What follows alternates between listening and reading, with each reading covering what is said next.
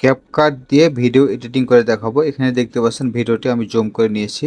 যতটুকু আমার ফ্রেম দরকার ততটুকু নিয়ে নিয়েছি। এখান থেকে নিয়ে নেবেন, নেওয়ার পর এখান থেকে চলে যাবেন এখান থেকে ফিল্টারে। ফিল্টার থেকে আপনি একটা ফিল্টার চয়েস করে নেবেন যেটা আপনার এই ভিডিওর সাথে সৌন্দর্য যেন আসে সেটা আপনি এখান থেকে ঠিক করে নেবেন। তো ফিল্টারটা দেওয়ার পর এখান থেকে দেখতে পাবেন আমি এখান থেকে একটু স্পিডটা একটু কমাই দেবো এখান থেকে, বা এখানে ভলিউমটাকে কমাই নিছি। নেওয়ার পর এখান থেকে স্পিডটা আমি একটু এটাকে বাড়াই দেবো, স্পিড করে নেব যাতে ভিডিওটা আরও দ্রুত হয়। এরপর এখান থেকে যতটুকু আমার কাটিং করার প্রয়োজন আছে কাট করে নেবো এখান থেকে। তো যতটুকু আমার ভিডিওটার দরকার ততটুকু আমি এখান থেকে রাখবো। তারপরে যে অ্যারোজনেতে ক্লিক করবো, এখান থেকে স্পিডে ক্লিক করে দেবো। তা বাকি অংশটুকু আমি কেটে দেবো। তো কেটে দেওয়ার জন্য এখান থেকে আমি দেখে নেবো কতটুকু আমার কাটিং করা লাগবে।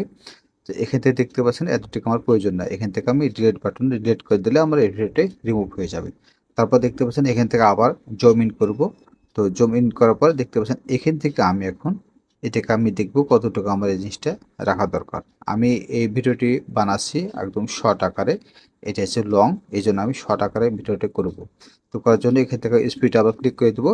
এখান থেকে আমি এই ডিলের যে আইকনটি আছে সেটা ক্যাপকাটের, সেটা লোগোটা আমি ডিলিট করে দেবো এখান থেকে। ডিলিট করে দেওয়ার পর এখান থেকে ফাইনালি আবার দেখব ঠিক আছে কিনা। তো দেখার পর এখন এখান থেকে আমি একটা টেক্সট নিব। এখান থেকে আমি আমার চ্যানেলের ইউটিউব চ্যানেলের যে নামটা আছে এসটি টেলার পিডি, এটা আমি এখানে লিখে দেব। তো এখান থেকে আপনার চ্যানেলের নামটা লিখে নেবেন। এখান থেকে আমার পছন্দ মতন আমি একটা অ্যানিমেশন সেট করে নেব। নেওয়ার পর এই যে টিকমার্ক আছে এখানে টিকমার্ক করে দেবেন। তো তার আগে এখান থেকে আগে জুম করে নেবেন, এটাকে একটু ছোটো করে নেবো আমি।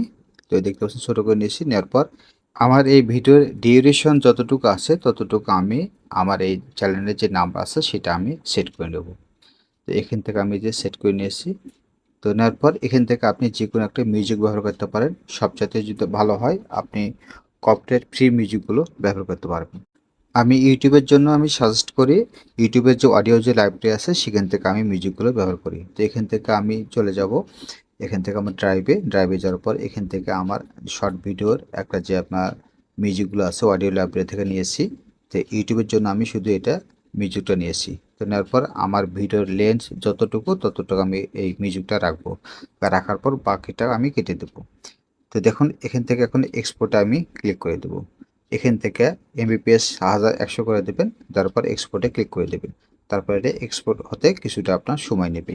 তো এই ধরনের আপনার টিপসগুলো পেতে অবশ্যই সাথে থাকুন। আমি ক্যাপকাটের ভিডিও এডিটিং কীভাবে কাজগুলো করতে হয় A to Z আপনাদের মাঝে শেয়ার করব।